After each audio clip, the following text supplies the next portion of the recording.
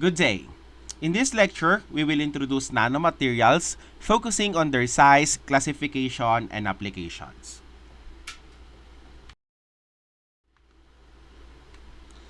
By the end of this lecture, you should be able to describe nanomaterials and examine their industrial and technological applications. Nanomaterials are often described as the next big thing because their small size leads to a powerful new properties. This is why engineered nanomaterials are gaining attention across many industries.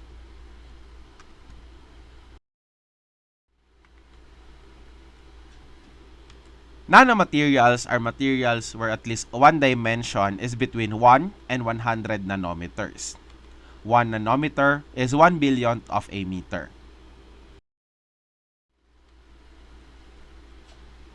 To understand the scale, 1 nanometer is about the width of 4 hydrogen atoms and about 100,000 times smaller than the human hair. This extremely small size is what gives nanomaterials their unique behavior.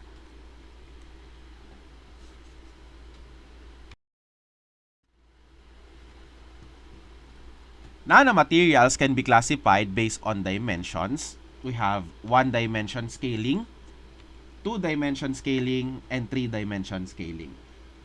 Nanomaterials can also exist in a single, fused, aggregate, or agglomerated forms with spherical, tubular, and irregular shapes.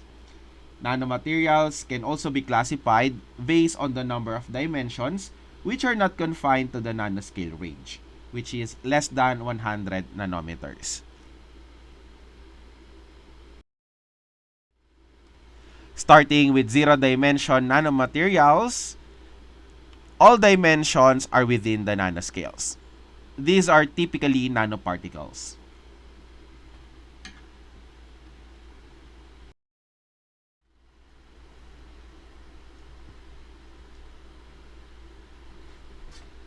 Nanoparticles can be crystalline or amorphous. They can consist of single or multiple elements, and they can exist in various shapes. This variation influences their properties.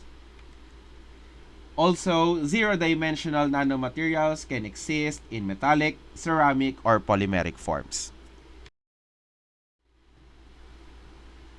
In one-dimensional nanomaterials, one dimension is outside the nanoscale. This leads to needle-like shaped nanomaterials. One-dimensional nanomaterials include nanotubes, nanorods, and nanowires. One-dimensional nanomaterials can also be amorphous or crystalline. They can be single crystalline or polycrystalline, and they can stand alone materials or embedded with another medium.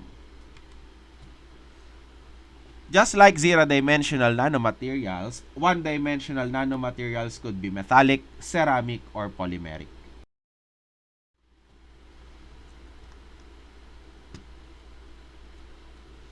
In two-dimensional nanomaterials, two dimensions are not confined to the nanoscale. 2D nanomaterials exhibit plate-like shapes. Examples can include nanofilms, nanolayers, and nanocoatings. 2D nanomaterials can also be amorphous or crystalline, and they made up of various chemical composition. They can also be used as a single layer or as multi-layer structures. 2D nanomaterials can also be deposited on a substrate. And just like the 0D and the 1D nanomaterials, 2D nanomaterials can be metallic, ceramic, or polymeric.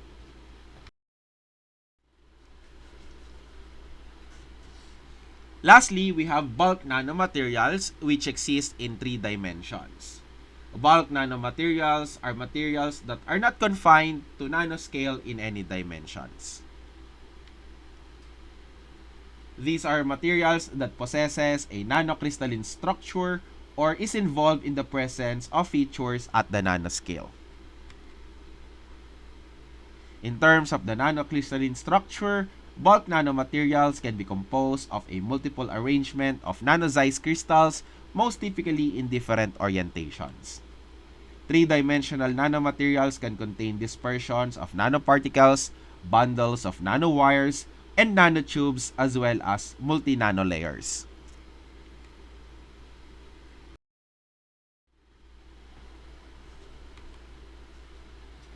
Nanomaterials are of interest because at this scale, unique optical, magnetic, electrical, and other properties emerge. These properties have the potential for great impacts in electronics, in medicine, and in other fields. And some nanomaterials occur naturally, but of particular interest are engineered nanomaterials.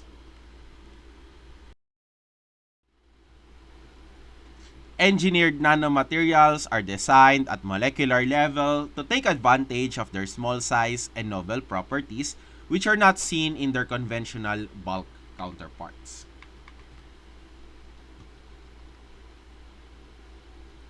Engineered nanomaterials are specifically designed to take advantage of nanoscale properties, and this allows for improved performance in various applications. Nanotechnology is the science of manipulating matter at the nanoscale. It involves designing and controlling materials at the levels of atoms and molecules. Nanotechnology is also an innovative science that includes the design, characterization, production, and application of structures, devices, and systems. This is done by controlling the shape and size at the nanometer scale. And with regards to the nanometer scale, that would be 1 to 100 nanometers. In terms of the commercial products that uses nanomaterials, there are stain-resistant and wrinkle-free textiles. These garments, while still cotton, polyester, and wool, have been treated often with nanotreatments to enhance their usefulness and durability without degrading the feel of the fabric. Nanomaterials can also be used in cosmetics and sunscreen purposes. Cosmetic manufacturers use nanoscale versions of ingredients to provide better UV protection, deeper skin penetration, long-lasting effects, increased color, and finish quality. For example, titanium dioxide and zinc oxide being used as nanoparticles for UV filters. We also have nanospheres or nanoemulsions which increases their penetration into the skin.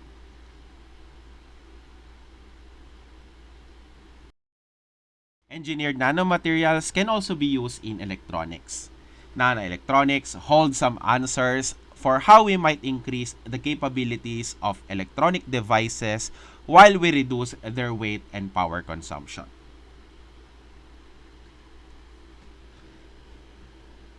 Nanomaterials can also be used to improve display screen on electronic devices by reducing power consumption while decreasing the weight and thickness of the screens. We can also use nanomaterials in increasing the density of memory chip of electronic devices. We can also use nanomaterials in reducing the size of transistors used in integrated circuits inside the electronic devices. We could also use engineered nanomaterials in the applications of paints and varnishes.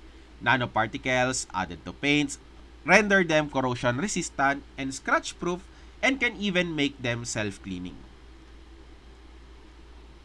Nanomaterials inside paints and varnishes also slows down the rate of degradation due to UV exposure.